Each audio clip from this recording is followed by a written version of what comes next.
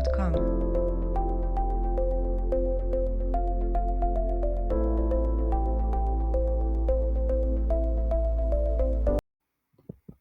Buenas tardes. Es de mucho agrado dar inicio a esta entrevista, la cual se enfoca directamente a la intervención en crisis de primera instancia ante situaciones de desastres naturales y a grupos de vulnerabilidad.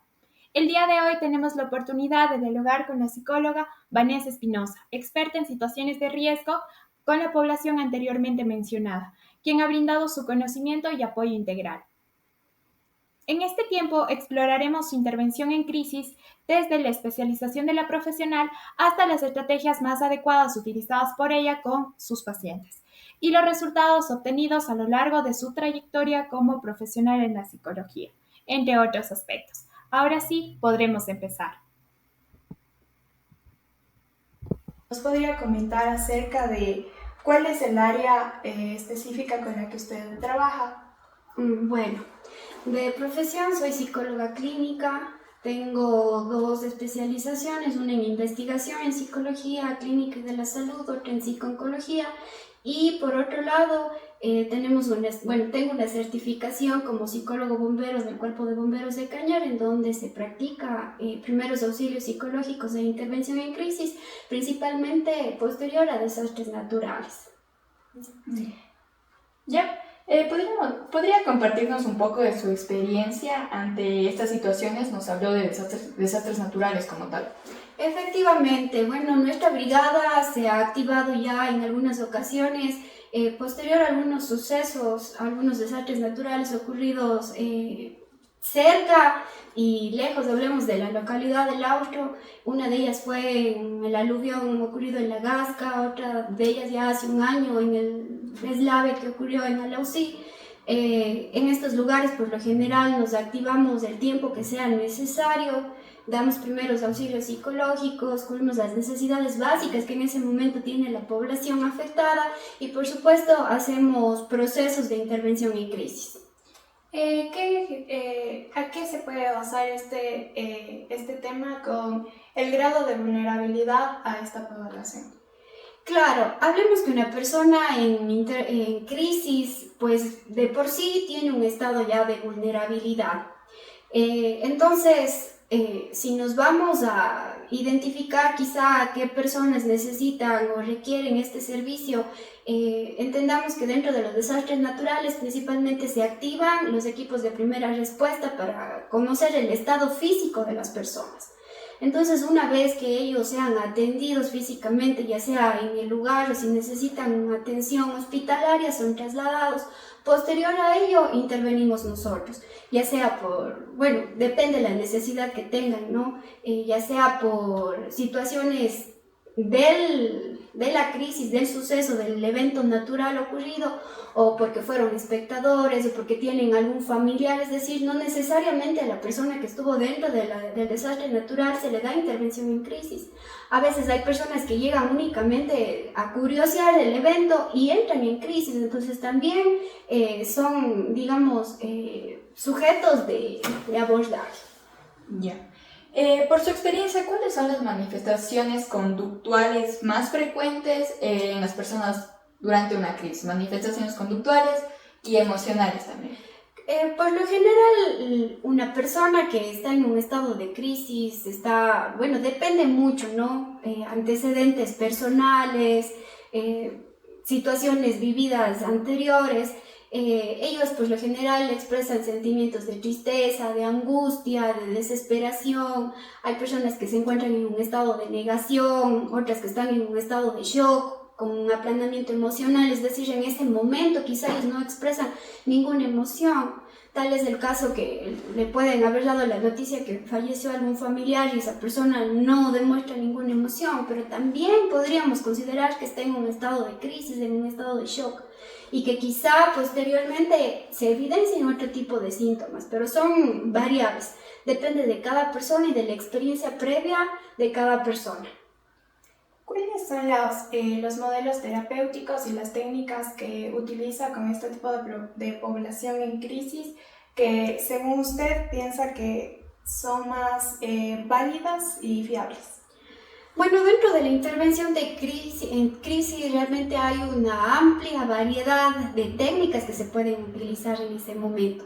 Va a depender mucho del estado psicoemocional que tenga en ese momento la persona. Pero antes de hacer una intervención, obviamente siempre tenemos que priorizar las necesidades de esa persona. Puede ser que en ese momento ella no quiera hablar con el psicólogo, pero el primer acercamiento que puede tener el psicólogo es: a ver, señora o señor, ¿qué necesita? Ok, no encuentra a su hija, vamos a buscarle. Está bien, tranquilicémonos, sentémonos juntos, es decir, el acompañamiento, el estar con la persona.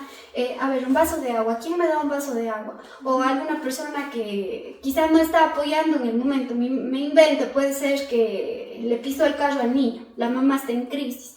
Y hay muchas personas que se ponen a observar únicamente y es como que imposibilitan a veces realizar el trabajo. Intervención en crisis también muchas de las veces se va con las personas de alrededor. A ver, señora, usted no me está ayudando mucho aquí, por favor váyase por un vaso de agua. Entonces a la señora ese rato no puedo decirle: pero señora, tranquila, no va a pasar nada, porque yo no sé cuál es el estado de su hijo. Entonces siempre las técnicas van a depender de las necesidades que tenga la persona. Puede ser el tema del acompañamiento, puede ser muchas de las veces el situar a la persona, es decir: señora, si usted no se tranquiliza, no voy a poder ayudarla. Necesito que este momento me acompañe a la ambulancia para ver cómo está su hijo. Entonces, es decir, técnicas que en ese momento generen alguna solución a la problemática. A veces sí hay situaciones que se nos salen de las manos. ¿Qué tal si falleció el pequeño? Entonces tenemos que quizá hacer ya una contención un poco más fuerte, ¿no? Siempre va a ser, como digo, acorde a la necesidad de la persona en ese momento. ¿De qué manera influye la capacidad de afrontamiento del paciente en respuesta ante el suceso crítico como tal? Bueno, eso igualmente depende de cada persona. Tiene que ver mucho ya con los rasgos de personalidad, con las herramientas previas que tengan para afrontar las situaciones, con su capacidad de resiliencia. Hay personas que quizá pueden tomar una situación de una forma muy pasiva, muy calmada, y eso no significa que no hayan entrado en crisis, ¿no? Pero que puedan llegar a un estado, una estabilidad previa a la crisis de forma más rápida. En cambio, hay otras personas que se desbordan emocionalmente, pueden llegar a tener algún colapso físico, un desmayo, quedarse sin aire, taquicardia. Entonces esto va a depender, como digo, ya de los rasgos individuales de cada uno, la forma de afrontar previa y también de situaciones vividas anteriores, ¿no? Puede ser que alguna vez ya pasó por esta experiencia y quizá ya conoce o alguna ruta que le puede tranquilizar de alguna manera. Según su experiencia, ¿qué resultados ha podido observar usted en los pacientes con los que ha tratado esta situación de crisis? ¿Han sido positivos, negativos? Bueno, yo siempre creo que los resultados de intervenir en una situación de crisis van a ser positivos para el paciente. ¿En qué sentido? Que uno de los objetivos básicos y primordiales de los primeros auxilios y posterior intervención en crisis es evitar futuros trastornos psicológicos en la persona. Por eso es que hay un tiempo estimado para hacer esta intervención, que son 72 horas, es decir, 3 días posteriores al evento. Luego de este tiempo ya la persona corre el riesgo de que esta misma situación genere alguna perturbación en su estado psicológico y tenga más probabilidades de padecer cualquier trastorno emocional, conductual, estrés postraumático, y ahí sí tengamos que hacer una intervención más larga. Entonces, el hecho de no dar esta primera respuesta sí involucraría al contrario ya un efecto negativo quizá. Ya. ¿Cuáles son las medidas que se implementarían en el paciente durante una crisis para minimizar las repercusiones a futuro? A ver, no lo entendí muy bien. Le reformo. Claro. En todo caso, ¿cuáles serían las medidas que se implementaría en el paciente? Tal vez las técnicas, lenguaje, etcétera, en un paciente que está en una crisis, durante una crisis, para minimizar las consecuencias en su bienestar emocional. Claro, cuando hablamos del bienestar emocional, el objetivo principal de la intervención en crisis es restablecer su estado anterior a la crisis. Es decir, dejar que ese momento, ese desborde emocional sea de alguna forma controlado. Para esto, como le decía anteriormente, se utiliza una variedad de técnicas, pero siempre vamos a tener que hacer este primer análisis, ¿no? Es decir, qué le pasa, qué necesita, qué soluciones tenemos en ese momento al alcance o a la mano, qué podemos hacer. Es decir, con lo que tenemos en ese momento hay cómo trabajar y generar quizá de alguna manera esta vía o esta ruta para que el paciente en este caso pueda estabilizar su estado emocional. Una vez que él ya llegue a sentirse más tranquilo, más estable, va a poder tener una mejor forma de pensar, una mejor forma de actuar y obviamente se va a sentir más estable. No digamos que ya se va a sentir bien, porque obviamente luego de salir de una crisis la persona todavía siente cierto grado de tensión, pero ya no el inicial. ¿Y nos podría hablar cuáles serían para usted los parámetros que puede ver en los pacientes para que pueda identificar de que la intervención ha sido exitosa?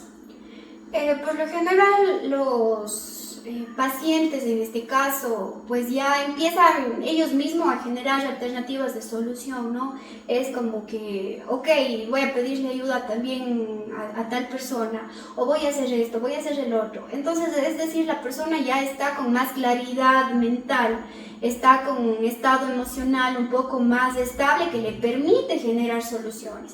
Cuando hablamos de crisis, hablamos de un evento que nos desborda de todas las formas. En ese momento, nuestro instinto de supervivencia quizás se ve un poco ofuscado, entonces el hecho de volver a un estado de equilibrio va a hacer que la persona busque estas alternativas para preservar este instinto de supervivencia que tenemos. Entonces aquí se ve como este estado de alerta ya que le permite sobresalir de la crisis que está viviendo. Ya. Para finalizar, doctora, ¿nos podría explicar de manera cronológica cuál es la ruta a seguir desde la aparición de una crisis hasta la asistencia terapéutica? Perfecto. Bueno, dentro de las intervenciones en crisis, creo que la mayor parte de veces dentro de mi experiencia profesional hemos ido con equipos de primera respuesta.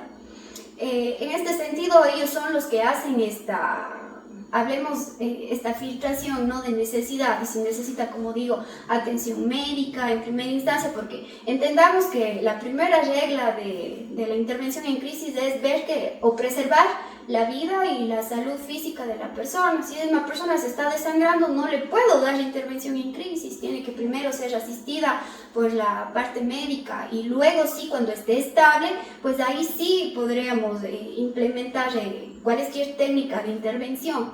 Ahora digamos que lo que primero tenemos que priorizar es qué podemos hacer en ese momento, es decir, las alternativas de soluciones que tengamos.